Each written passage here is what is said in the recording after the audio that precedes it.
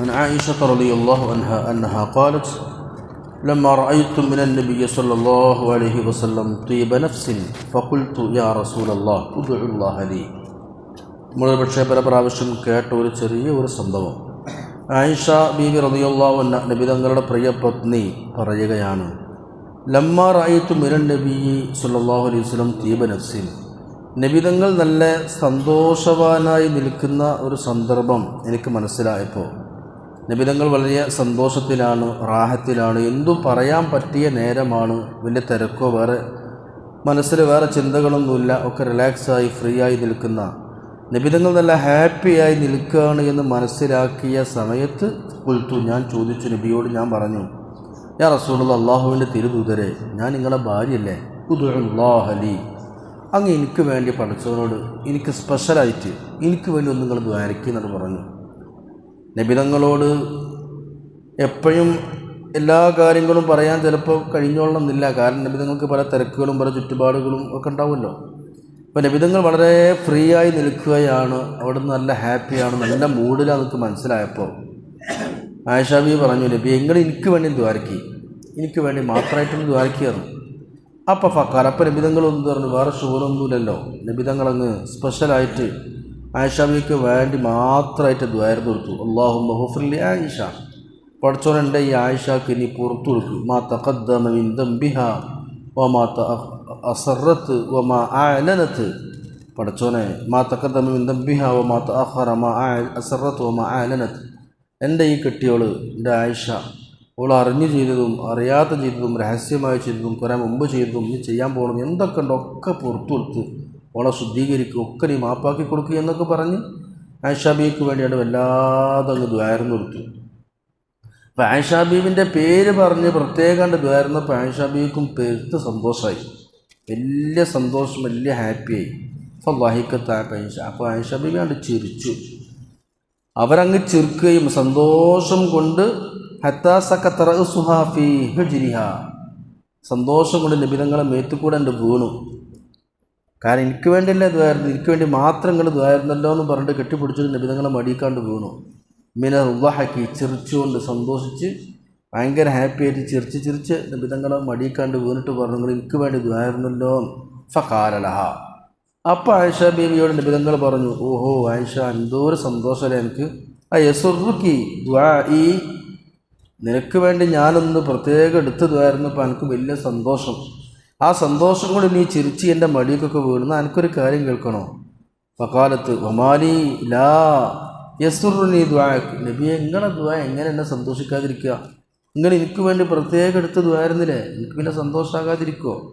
അപ്പോൾ നബി നിങ്ങൾ പറഞ്ഞു, ആയിഷ നിനക്കൊരു കാര്യമല്ലേ കേൾക്കേണ്ടത്, വല്ലാഹ്, അള്ളാഹു തന്നെയാണ് സത്യം, വല്ലാഹി അള്ളാഹുവിനെ തന്നെയാണ് സത്യം, ഞാൻ നിനക്ക് വേണ്ടി ഇപ്പോൾ ഈ സ്പെഷ്യലായിട്ട് പ്രത്യേകം എടുത്തു പറഞ്ഞ് ദ്വാരുന്നപ്പോൾ നിനക്കിത് വലിയ സന്തോഷമായെങ്കിൽ, ഇന്നഹ, തീർച്ചയായിട്ടും ഇതേ രീതിയിലുള്ള ദ്വാ തന്നെയാണ്, ഇതേ ദ്വാ തന്നെയാണ് ല ദുആഇ, എൻ്റെ ദുആഇ ലി ഉമ്മത്തി ഫീ കുല്ലി സ്വലാത്തിൻ, എല്ലാ നിസ്കാരത്തിലും എല്ലാ നിസ്കാരത്തിലും എൻ്റെ ഉമ്മത്തിന് വേണ്ടി ഞാൻ ഇങ്ങനെയാണ് ദ്വാരക്കണത്.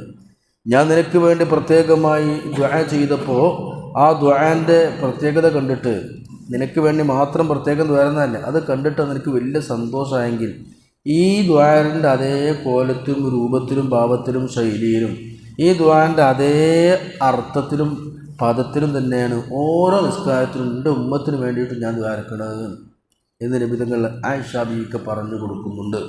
അപ്പോൾ ഒരു വിശ്വാസിയെ മുഅ്മിനീങ്ങളെ സംബന്ധിച്ചിടത്തോളം മനസ്സിലാക്കേണ്ട ഒരു യാഥാർത്ഥ്യം, നബിതങ്ങളുടെ ഓരോ നിസ്കാരത്തിലും അവിടുത്തെ വഫാത്ത് വരെ നമ്മെ ചേർത്ത് പിടിക്കുകയും നമുക്ക് വേണ്ടി റബ്ബിൻ്റെ മുമ്പിൽ പ്രത്യേകമായി ദുആ ചെയ്യുകയും ചെയ്തിട്ടുണ്ടെങ്കിൽ, ഉമ്മത്തിനെ ഇത്രമേൽ സ്നേഹിച്ച നബിതങ്ങളെ തിരിച്ച് നമുക്ക് അങ്ങോട്ട് എന്ത് കൊടുക്കണം, അവിടുത്തെ സുന്നത്തുകൾ ജീവിതത്തിൽ ആക്സെപ്റ്റ് ചെയ്യുകയും നബിതങ്ങളെ ചര്യകൾ പിൻപറ്റുകയും അവിടുത്തെ സ്നേഹിക്കുകയും സ്വലാത്ത് വർദ്ധിപ്പിക്കുകയും ചെയ്യുക.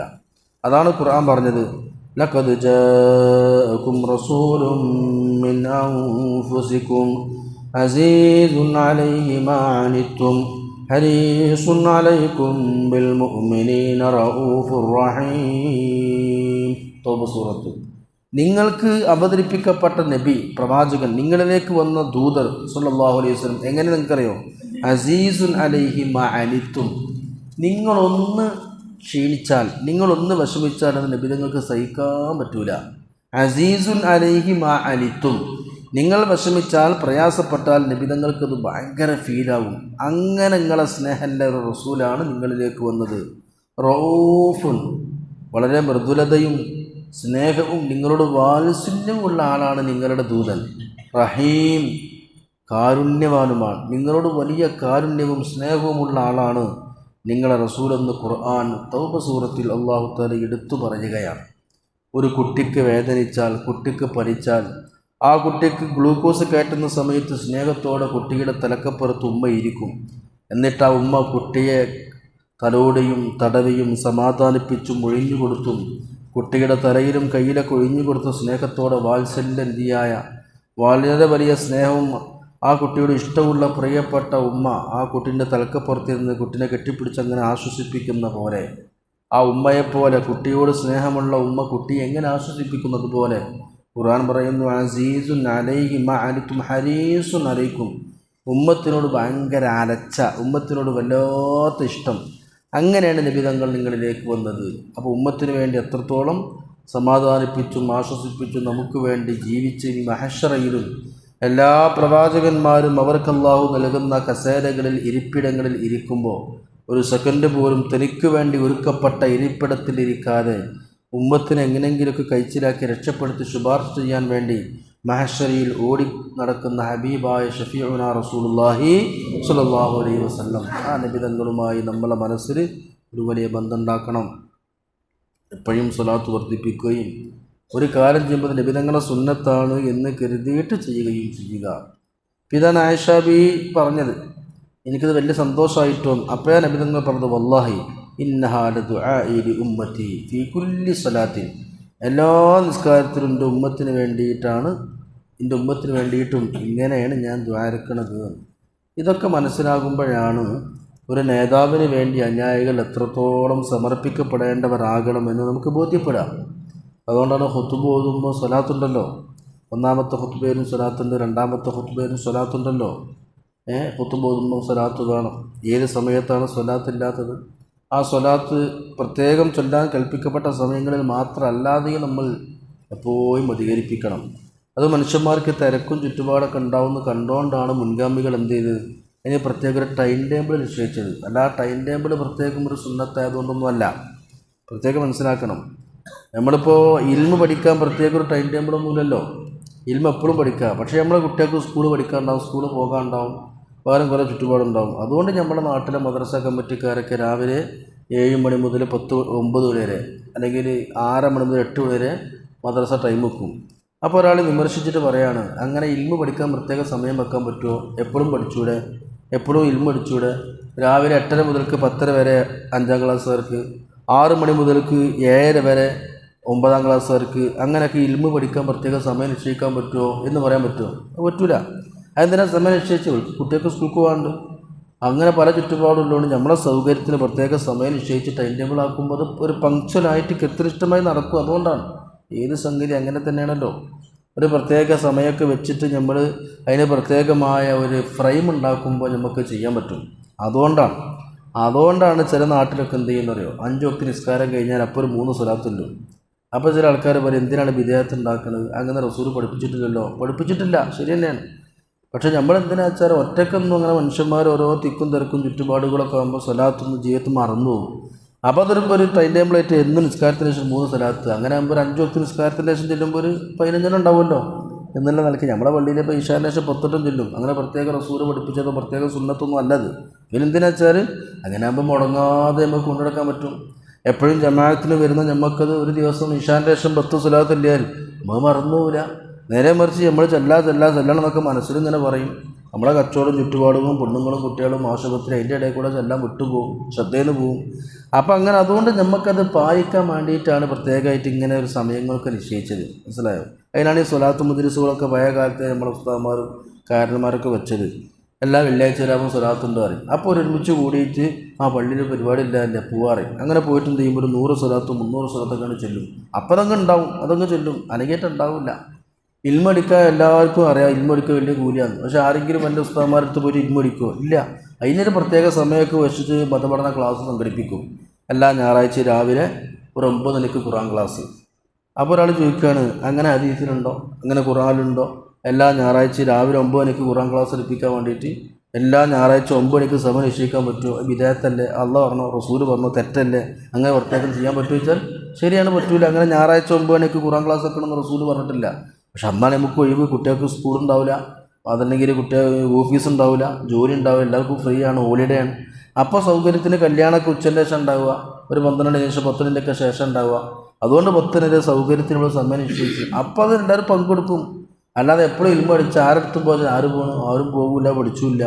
അപ്പോൾ അതിന് നമ്മളെ സൗകര്യത്തിന് സംഗതി നല്ല റാഹത്ത് നടക്കാൻ വേണ്ടിയിട്ടാണ് ഒരു സമയം നിശ്ചയിച്ച്. അത്ര തന്നെ ഇപ്പോൾ ഇതിലൊക്കെ ഉള്ളൂ. സ്വലാത്ത് മജ്ലിസ് ആണെങ്കിലും ദിക്ർ മജ്ലിസ് ആണെങ്കിലും അത്രയൊക്കെ തന്നെ ഉള്ളൂ. മനസ്സിലായോ? അല്ലാതെ ഏതെങ്കിലും കാണുമ്പോഴേക്ക് നമ്മുടെ മനസ്സിന് സംശയങ്ങൾ വിൽക്കരുത്. അതുകൊണ്ടാണ് പഴയ കാലത്തെ സ്വലാത്ത് മജ്ലിസ് ഉണ്ടാവും, ദിക്ർ മജ്ലിസൊക്കെ ഉണ്ടാണെന്ന് വെച്ചാൽ എങ്ങനെയെങ്കിലും ചൊല്ലിക്കോട്ടെ എന്ന് കരുതിയിട്ടാണ്. ഇതൊക്കെ ഇത്രയും വലിയ പുണ്യമാണെന്ന് എല്ലാവർക്കും അറിയാം. പക്ഷെ നമുക്ക് അതൊരു ടൈം ടേബിൾ ഇല്ലാത്തതുകൊണ്ട് ആരും ചെയ്യൂല, അങ്ങനെ അങ്ങ് പോവും. അതാണ് എൻ്റെ അവസ്ഥ. അപ്പോൾ ഏതാവട്ടെ, ഇങ്ങനെയൊക്കെ നമ്മൾ പ്രത്യേകമായ ടൈം ടേബിളൊക്കെ ഉണ്ടാക്കിയിട്ട് എന്ത് ചെയ്യണം, അല്ലെങ്കിൽ കൃത്യനിഷ്ഠതയോടുകൂടെ ചെയ്യാൻ നമുക്ക് സാധിച്ചാൽ അത് ചെയ്യാൻ പറ്റും. അപ്പോൾ സ്വലാത്ത് നിങ്ങൾ ആലോചിച്ച് നോക്കി, എന്നും ചുരുങ്ങിയ ചെയ്യാൻ പറ്റുമോ? ഇപ്പോൾ ഒരാളിൻ്റെ അടുത്തൊന്ന് ചോദിച്ചിട്ടോ, ഉസ്താദേ എനിക്കൊരു സംശയമുണ്ട്, എന്താ ചോദിച്ചു? നിങ്ങളോട് ഇശാൻ്റെ ശേഷം 10 സ്വലാത്ത് ഉണ്ടല്ലോ, ആ പണ്ടേ ഉണ്ട്, അങ്ങനെ പ്രത്യേക നിസ്കാരത്തിന് ശേഷം 10 സ്വലാത്ത് ഞാൻ ചെല്ലല്ല, ഞാൻ കഴിഞ്ഞാൽ നീച്ചു പോകും, ഞാൻ ആ 10 സ്വലാത്ത് ചൊല്ലൂല. ആ എന്താ ചോദിച്ചു? അത് ബിദഅത്താണ്. അങ്ങനെ പ്രത്യേകം നിസ്കാരത്തിന് ശേഷം 10 സ്വലാത്തൊന്നും ചെല്ലാൻ റസൂല് പഠിപ്പിച്ചിട്ടുണ്ടല്ലോ. ഞാൻ പറഞ്ഞു ആയിക്കോട്ടെ, അല്ല പിന്നെ എപ്പോഴാണ് നിങ്ങളൊക്കെ സ്വലാത്തിൻ്റെ ചോദിച്ചു? ഇപ്പോൾ ഞാൻ ഒന്നും ഉസ്താദേ ഒരു കാര്യം, ഞാൻ ഒന്നും ഉറങ്ങുന്നതിന് മുമ്പ് ഒരു 100 സ്വലാത്ത് ചൊല്ലിയിട്ട് ആണ് കിടന്നുറങ്ങും, എന്നും അങ്ങനെ ഞാൻ ചെയ്യുന്നത്. അപ്പോൾ ഞാൻ ചോദിച്ചു, അങ്ങനെ ഉറങ്ങുന്നതിന് മുമ്പ് പ്രത്യേകം ഒന്നും 100 സ്വലാത്തിലാണെന്ന് റസൂല് പഠിപ്പിച്ചു എന്ന് ചോദിച്ചു. അങ്ങനൊന്നുമില്ല, ഇതിന് ഞങ്ങൾ ഉറങ്ങുന്നതിന് മുമ്പ് 100 സ്വലാത്തിലാണ്. അല്ല അപ്പോഴൊക്കെ അത് അങ്ങനെ പതിവാക്കി അങ്ങനെ ചെയ്തു, അത് ഞാൻ ശീലിച്ചതാണ്. അതേമാതിരി ശീലം തന്നെ ഇപ്പോൾ ഇത് മനുഷ്യ, അത്രയൊക്കെ തന്നെ ഇതിലുള്ളൂ. അങ്ങനെയല്ലേ, എന്നാൽ ആയിക്കോട്ടെ. അപ്പോൾ നമ്മൾ സംഗതി മനസ്സിലാക്കാനായിട്ടാണ് കാര്യങ്ങളൊക്കെ ഉൾക്കൊണ്ട് കഴിഞ്ഞാൽ നമ്മളിപ്പോൾ ഒരു സമയം ഇങ്ങനെ വെച്ച് കഴിഞ്ഞാൽ അതൊക്കെ ചെയ്യും. അതിനാണ് എല്ലാ കാര്യങ്ങൾക്കും നമ്മൾ ടൈം ടേബിൾ വെക്കണതേ. അപ്പോൾ ഇത്രമേൽ നമ്മളെ സ്നേഹിച്ച നബിതങ്ങൾക്ക് സ്വലാത്ത് കൊടുക്കണം. ചുരുങ്ങിയ ഒരു 300 സ്വലാത്തെങ്കിലും ചൊല്ലണം. അതിന് പ്രത്യേക സമയം നിശ്ചയിക്കുക. അങ്ങനെ ആകുമ്പോൾ ചെയ്യും.